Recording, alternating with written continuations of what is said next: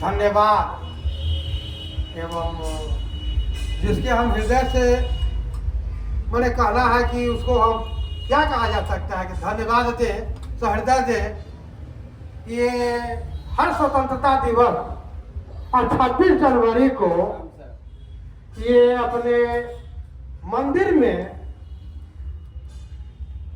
ध्वजा का रोहण करते और इस रोहण में सभी जन गणमान्य लोगों को निमंत्रण देते हैं और बुलाते हैं और उन्हें यथाशक्ति जो भी होता है उसको प्रसाद से वितरण करते हैं, उसकी प्रतिष्ठा देते हैं, उनको बोलने का कुछ अवसर देते हैं, कुछ गायक हैं, कुछ कीर्तनिया हैं, उन्हें भी वो मौका देते हैं।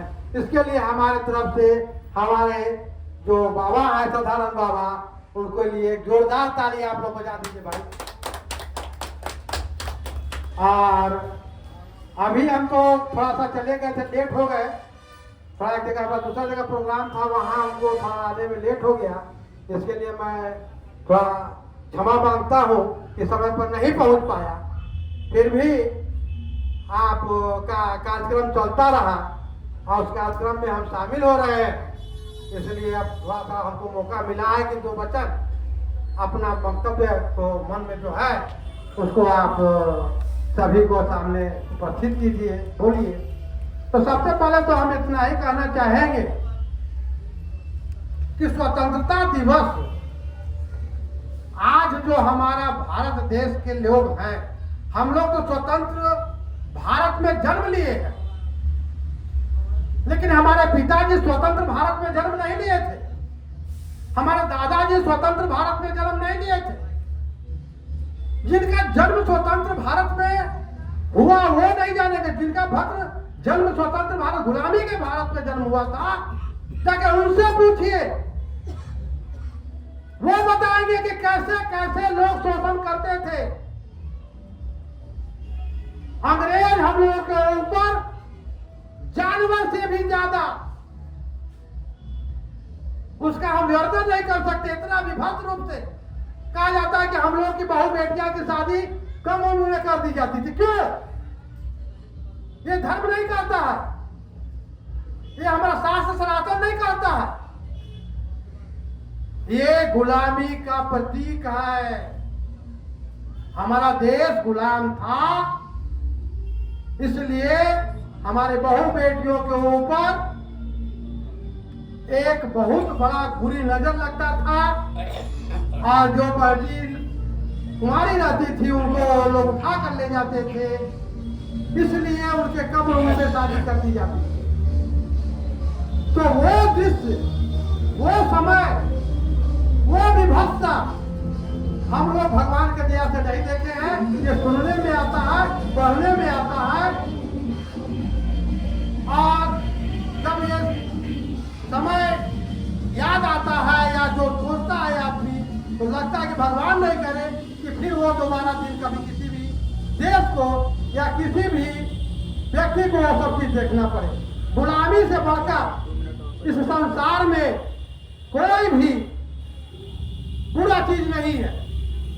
भगवान स्वतंत्र पैदा किए हैं और स्वतंत्र ही मरने के लिए बोलते हैं, लेकिन माया मोह के चक्कर में पड़कर आदमी लोग के मक्कर में पड़कर आदमी गलत करता है और आदमी जो है तो अपने को गलत जगह पर ले जाता है। इसलिए आज भारत हमारा जो देश आजाद हुआ है और भारत आज 78वां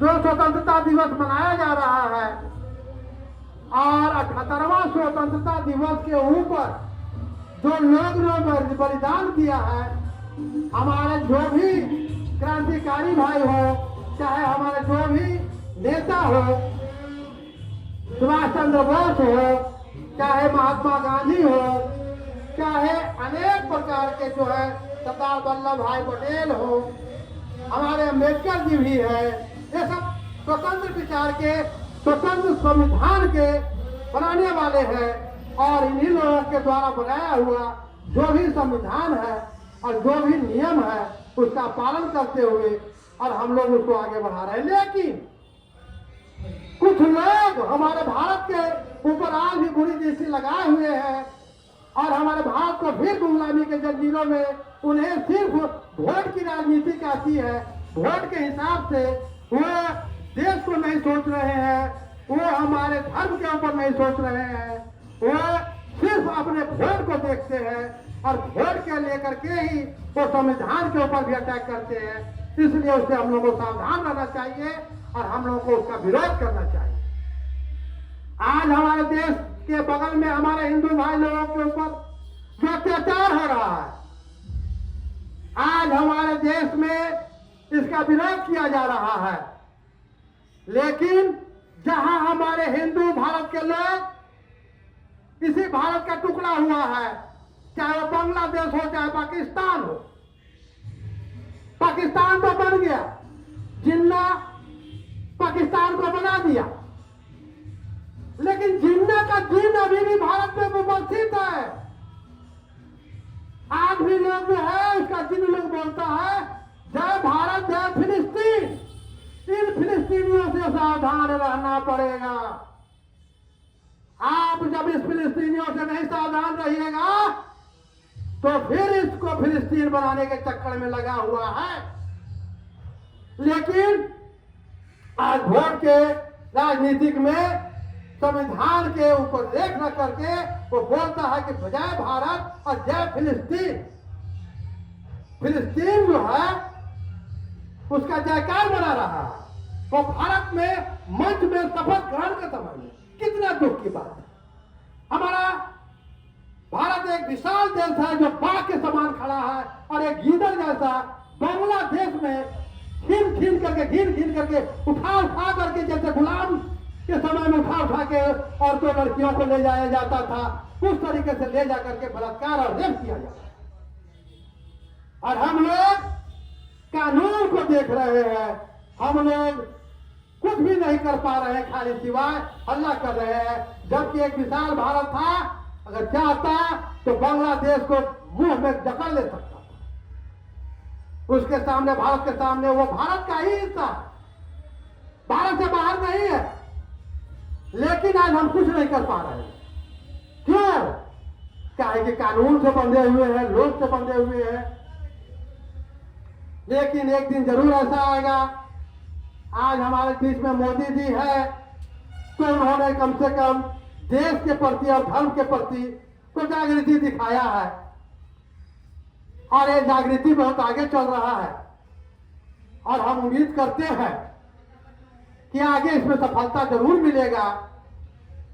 और इस पर पहले से रोक भी लग गया है।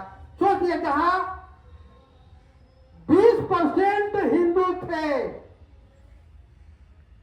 20% जहां हिंदू थे बांग्लादेश में, अब वहां 1.5-2% हो गए हैं। वहां से सारे हिंदू पलायन हो गए हैं। जहां पाकिस्तान में हिंदू थे, वहां पर भी हिंदू 1.5%, 2% हो गए, 7% यहां हो गए। बांग्लादेश में 1.5% हो गए। पाकिस्तान, हिंदुओं की संख्या वहां बहुत जोर से घटती जा रही है। और जहां भारत में 8% था, 7% था, वहां 20% हो गया मुसलमान, इस्लाम, दूसरे धर्म के लोग।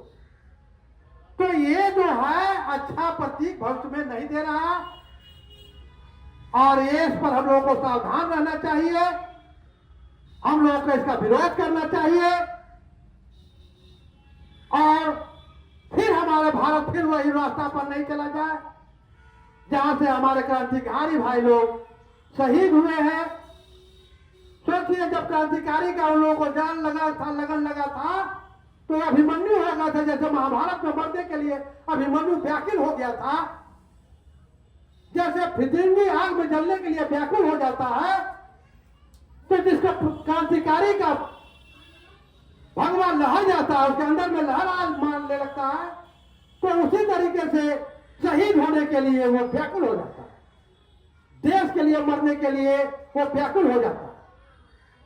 और यही नशा, यही भगवान चंद्रशेखर आजाद, भगत सिंह, कितने कितने महान महान लोगों को लगा था और कितने महान शहीद हुए।